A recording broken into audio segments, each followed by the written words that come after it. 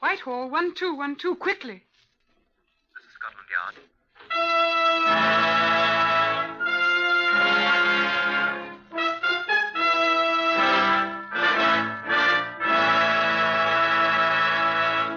For the first time, Scotland Yard opens its secret files to bring you the authentic, true stories of some of its most baffling cases. These accurate records are drawn from the Scotland Yard files by special permission of Commissioner Sir Harold Scott.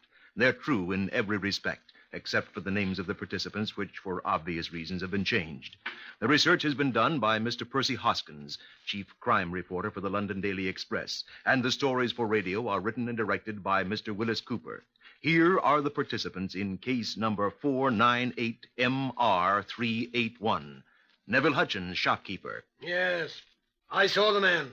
Rafe Dibble, taxi driver. I drove him to Charing Cross. Arthur Cunningham, the estate agent. I never saw the woman before. Mrs. Veronica Fanshawe, housewife. The woman was a most unsatisfactory housekeeper. Mrs. Leonie Fonier, housekeeper. Inspector Harold Lowe of Scotland Yard. One of these persons is a murderer. Which one do you suspect? Incidentally, if you're looking for what the Americans call cops and robbers, with the goods and the bad shooting it out, or if you expect lean, pipe-smoking men in fore and aft hats saying, "Follow that cab," you may be disappointed. The job of a policeman, says Commander Rawlings of the Yard, is 95% perspiration, 3% inspiration, and 2% luck. But we have our moments. Now, having concluded my little sermon for today, and if you're still interested, come along with me. This is Scotland Yard's Black Museum. I'd like you to meet Chief Superintendent John Davidson, the caretaker. Yes? It's Inspector Lowe, sir, and a friend. May we come in? Well, by all means. Come along. Chief Superintendent William Davidson. Well, how do you do? I expect Lowe has told you all about this place, has he not? Well, frankly, no, sir. I was hoping... quite. Well, these cases you see around the walls contain articles of all sorts which were important to us in the solution of crimes. In the other room, there are our murder weapons. Now, here are bits of evidence, each of which has played its part in the conviction of a criminal. Here's a blood-stained jacket and a plaster cast of a dead man's hand. Well, what did you wish especially to see, Lowe? Case number 498MR381, sir, if you... Oh, the Fonier case. Right, sir. Oh, here in this corner. Come along. That's a trunk, rather large, old-fashioned black trunk with a heavy lid. It served its purpose admirably.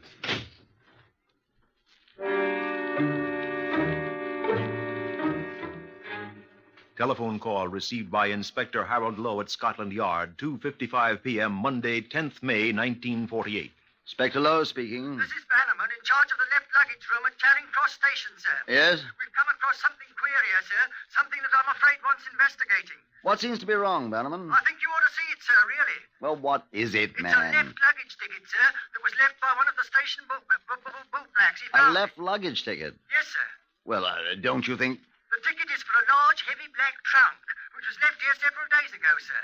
Oh, well, that does alter matters, doesn't it? I'm afraid so, sir. Well, I'll be right over. Bannerman, is it?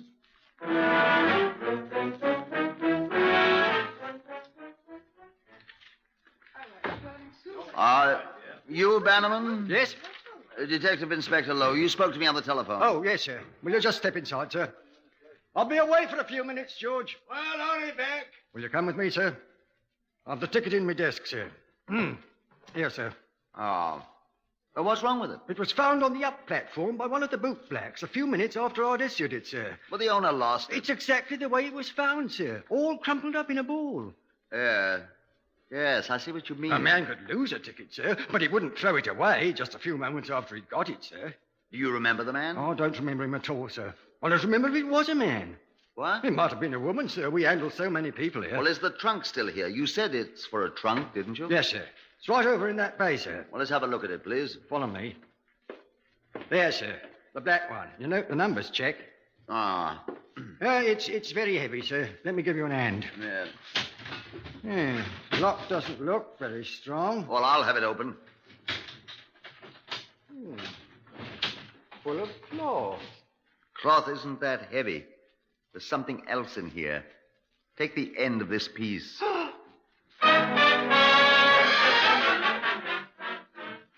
The trunk and its contents were removed at once to Scotland Yard for examination. The contents were taken to the pathological laboratory. Detective Sergeant Sean Flannery and I examined the trunk itself. It seems to be very old. It's in good condition, though. They don't make goods like this nowadays. We shall have to have it tested for dabs, of course. Fingerprints. We'll find millions of them, sir. Man at the left luggage rooms, our own people. The late occupant? And from the age of it, we're likely to find Oliver Cromwell's. But talk. What's this? What? I'm afraid our friend should have removed that. What? It's a label. Here, give us the magnifying glass, will you? Answer it, will you, old boy? All right. Flannery here. Oh, all right. Well, send it down here at once, please. What is it? Report from the laboratory. They're sending it down. Report from the Pathological Laboratory, Scotland Yard, delivered to Inspector Lowe, Tuesday, 11th May, 1948. Reference 498 MR381. The body found in the trunk is that of a Caucasian female about 40 years of age. Black hair and eyes, perfect teeth, height 5 feet 1 inch, weight 104 pounds when alive. Bruise on back of head, not cause of death. Oh. Bruises and superficial abrasions caused by fingernails on neck. Choked, eh? Well, preliminary examination indicates death caused by manual strangulation. Outer garments missing. Body clad in undervest bearing laundry mark 316 ADFA. Black nylon stockings, new, size 6.5. Body wrapped in cotton duster, slightly stained with blood, same type OA, as that found on neck. Body removed to mortuary. Please advise disposition of other articles. See Schedule A attached. Pathology laboratory, please. Excuse me, Inspector. Yes, Flannery. Hold it a sec, please. Inspector Lowe here. What is it, John? I finally made out the printing on that label. And? Neville Hutchins, second-hand articles, Brixton. Nip off and see the fellow. Does he remember the man who bought it and all that, you know? Best go at once. All right, sir. Hello? Hello? I'm sorry. Who is it? Gwyn? Look, Gwyn, suppose you take the fingerprints of the lady from the trunk and pass them on to the print file at once. Perhaps we can discover who she was. Oh, you have done that. Good, good. She might have been one of our former customers. After all, really nice girls aren't often found in trunks, are they? Thanks, Wynne. Ask them to let me know, will you? Thanks. Oh, and get photographs of those laundry marks checked with our list, too, will you? You have done so. Well, I shall buy you a beer one of these days, Gwyn. Over and out. 3 irons turning a dull red in the fire. Fingerprints, label, laundry mark. Not bad, Inspector Lowe. Not too bad at all. Conversation between Detective Sergeant Sean Flannery and shopkeeper Neville Hutchins at the latter's shop in Brixton. I'm Detective Sergeant Flannery of Scotland Yard, Mr. Hutchins. Well, what do you want? You carry second-hand luggage in stock, sir? Well, what if I do? Trunks, perhaps? If you're looking for stolen goods, I don't know anything about any. Anyway, I haven't got any trunks. I sold the last one I had something more than a week ago. Indeed. In bloody deed. So what? The ancient black leather one?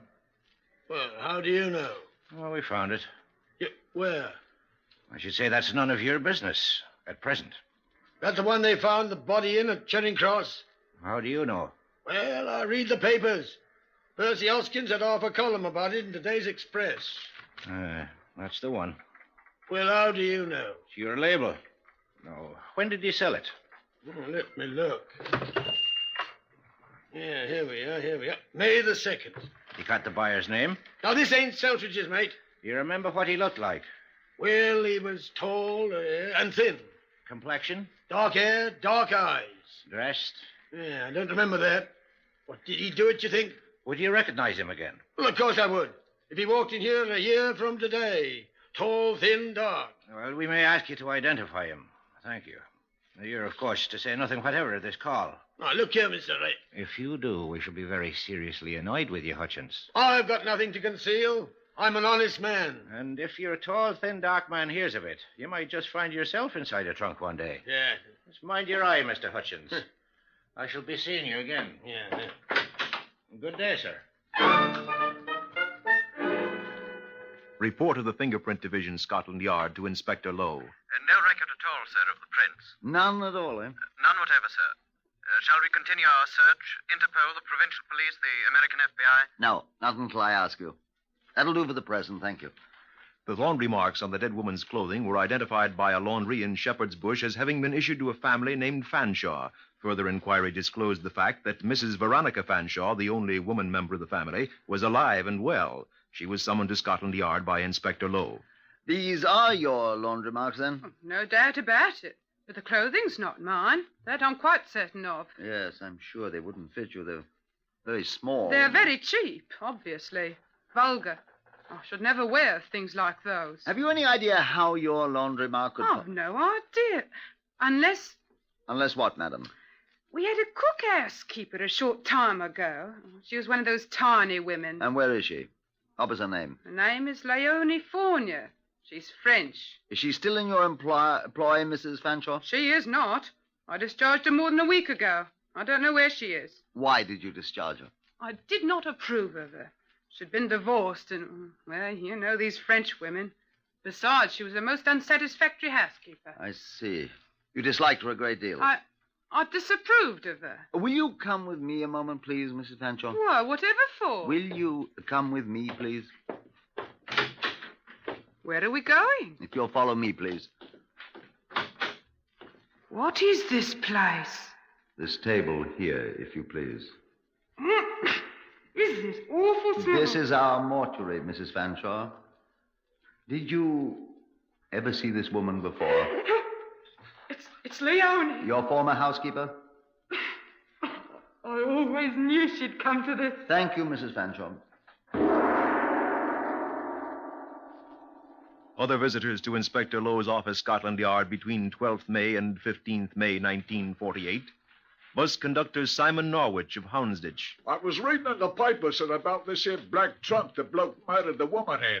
All right, ain't it, sir? Well, see, you know, there was a fellow got on my bus at Brixton the afternoon about the 4th of the month. He had a large black trunk with him. Ah? You know, I was half a mind not to leave him aboard, sir. But the bus was empty, and I says to myself, poor sod. Oh, with that great big heavy thing, so I let him on, though it is against the rules. Heavy, you said? Well, not heavy after all, sir. Bulk is the word, but it was big and black and old-fashioned, like the paper says. Would you recognize him again, Norris? The only thing I remember about him is he had dark black hair, sir. Where did he get off your bus? Oh, I remember that, sir. Rochester Row in Westminster. I helped him off the trunk. The last I seen was him staggering down Rochester Row with his great hulking black trunk on his hump in the rain. Say, was he the murderer, sir? Rafe Dibble, taxi driver of Clerkenwell Road. The garage sent me, sir. They said they had a notice from Scotland Yard asking about any driver that had a fare to Charing Cross Station on Monday the 10th who had a large trunk as luggage. Had you such a fare? Yes, sir, I did. Would that be the murder trunk locked in all the papers, sir? Where did you pick up this fare, Dibble? It was a very heavy trunk, sir. The gentleman says it's full of books, sir.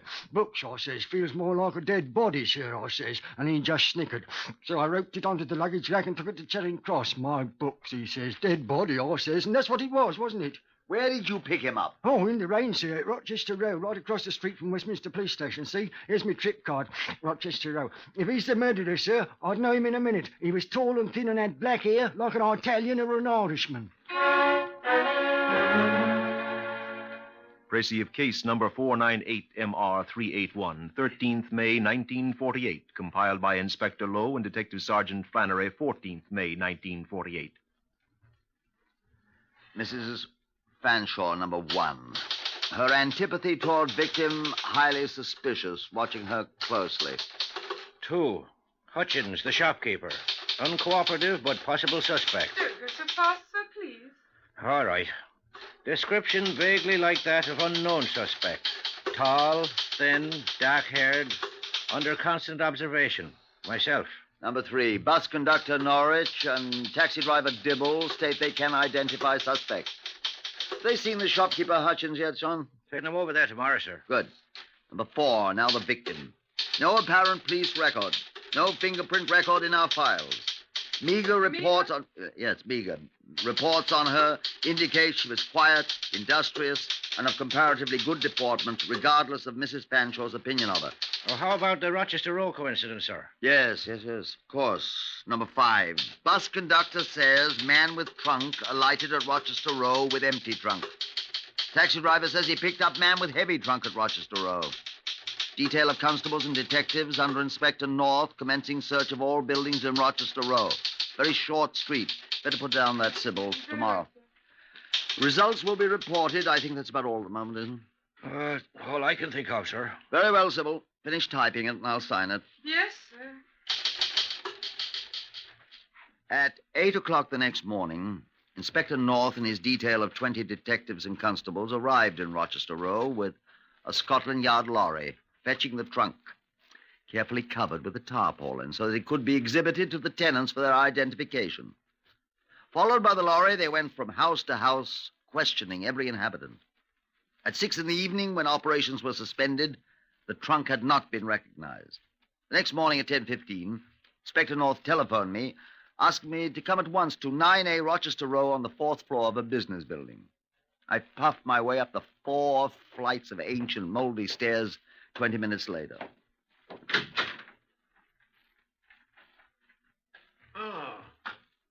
Lou. What's up, North? North, this is Mr. Henry Elphinstone. Inspector Lowe. How do you know? Good morning, Inspector. I was saying to Inspector North that I recognized the trunk at once. Good. I want to sit down. Before you fall down, old chap, huh? Well, here you are. Now, go on. I saw it in the hall outside this room one day last week. I was right. Whose room was this? Well, unfortunately, I've never seen him. My assistant rented this place to him on April the 11th. His name, Arthur Cunningham. Where is he? Skipped. What? He left without notice. The 6th, Thursday, that was. What was his business? Oh, an estate agent, he said. Left this note on the table there. I got it out of our files. Sorry, gone broke. Paid up to 11th. Please let typewriter people have a machine.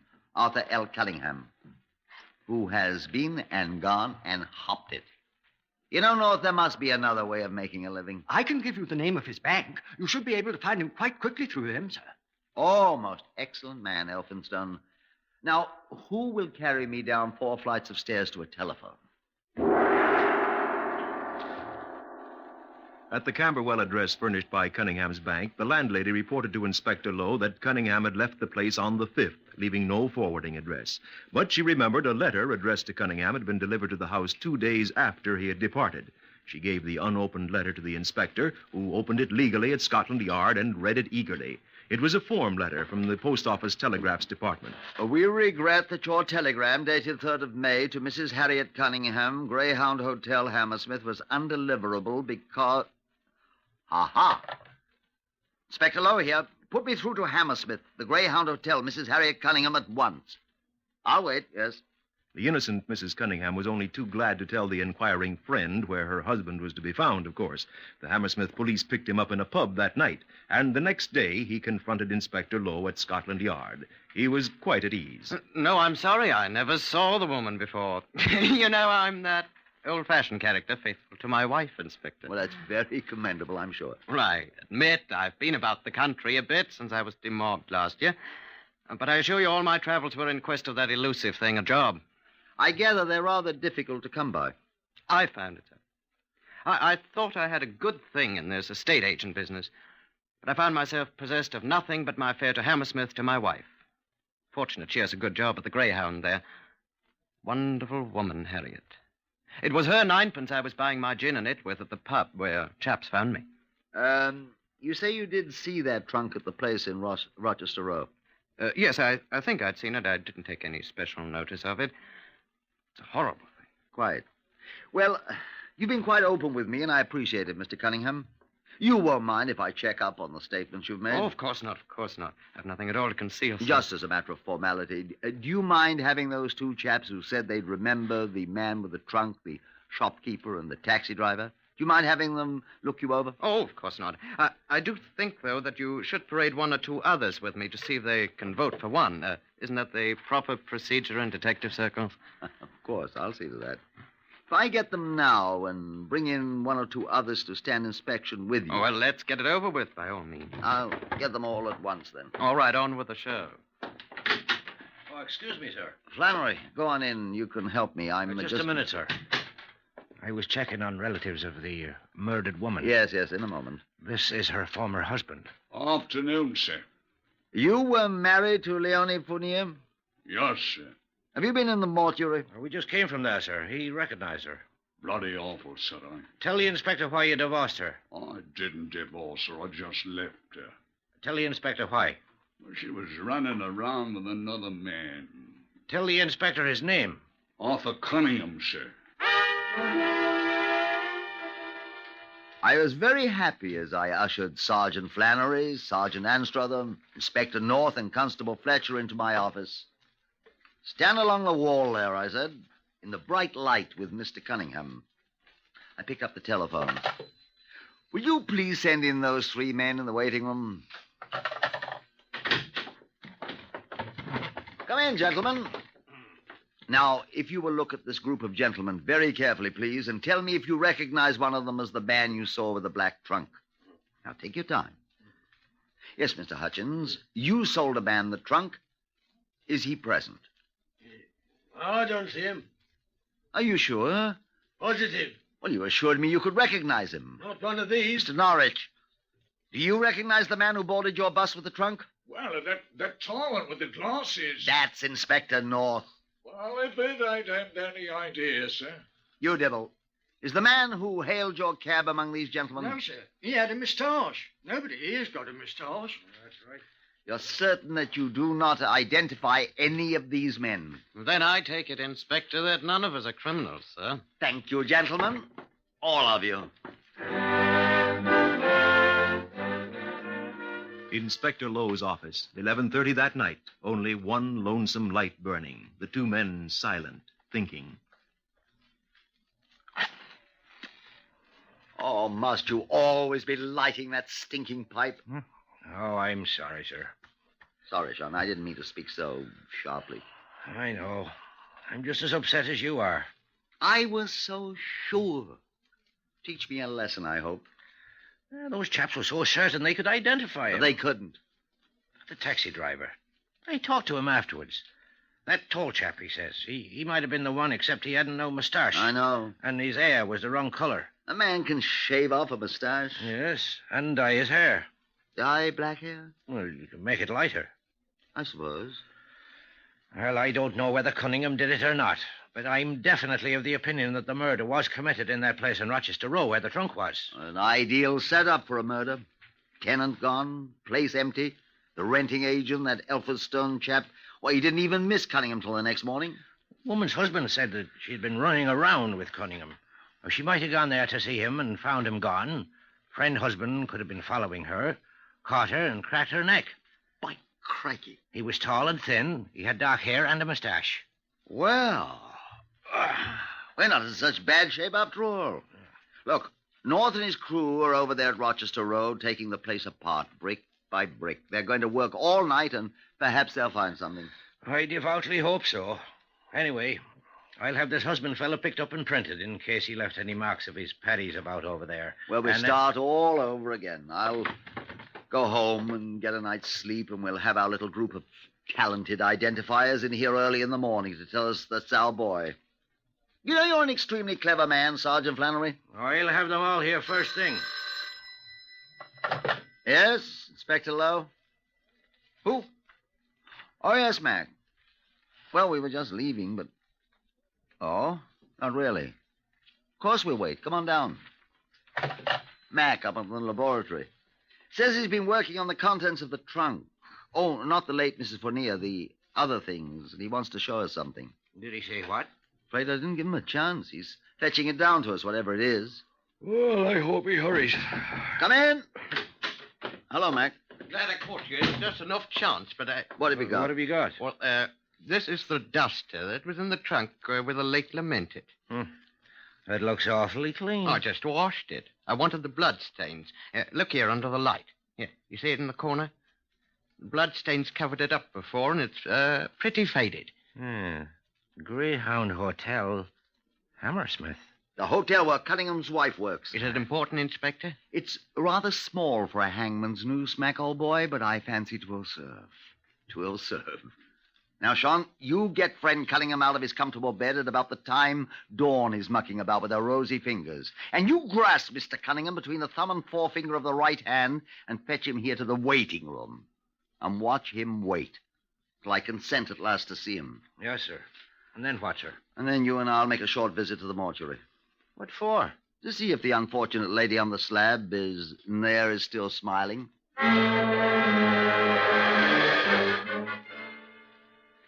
7:15 the next morning, a rather tousled, bleary-eyed Cunningham arrived at Scotland Yard with Sergeant Flannery and was seated to wait for my arrival.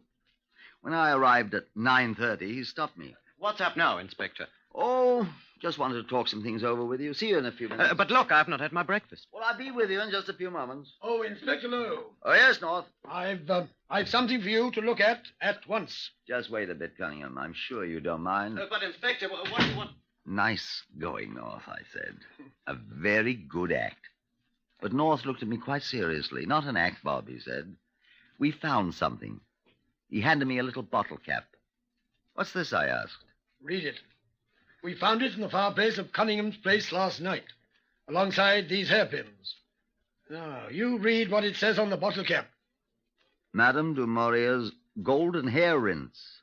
Why, North, I think Mr. Cunningham will be delighted to see that after he's waited and sweated another hour or two. I let him in after 2 more hours. I'm afraid he was a rather pitiable sight. Flannery's cryptic remark to him as he passed by, something about new evidence, had ruined his sorely tried composure. And the waiting and speculating and wondering. I let him speak first. I decided I'd better tell you the truth, Inspector. I let him wait. What I would like to know is this. I did kill her. But it was accidental. I didn't mean to do it. It was purely an accident. She came to my rooms. You did know her, then? I knew her slightly. She came to my rooms, and she demanded money, and she threatened me when I told her I had none. How did she threaten you? How did she threaten you? She struck at me, and I automatically struck back, and she fell and hit her forehead on the fender of the fireplace, and then... Wait. The bruise was on the back of her head. And I got panicky, and I stuffed her body in a trunk. When did you bleach your hair? What? But I tell you, I didn't murder her. I killed her accidentally, I tell you, accidentally. Listen to me, Cunningham, before you say any more. What? Arthur Cunningham, I arrest you on a charge of willful murder. I warn you that anything you say will be taken down in writing and used in evidence against you. Now, go on with your story, if you like.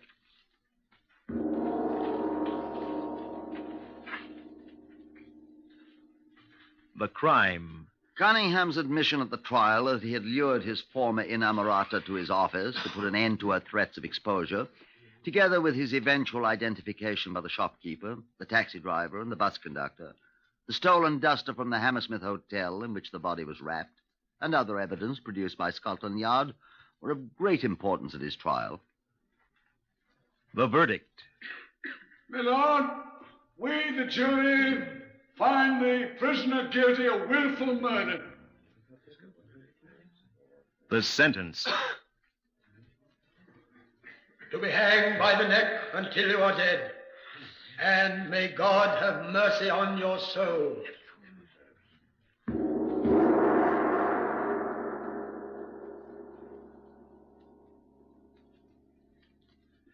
You have heard the true story of Scotland Yard case number 498 MR 381. The names of all participants have been changed for obvious reasons.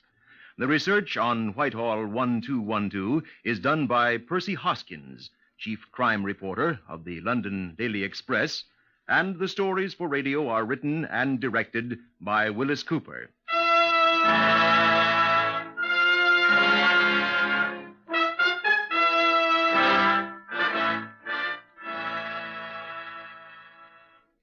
Next, listen for Tales of the Texas Rangers on NBC.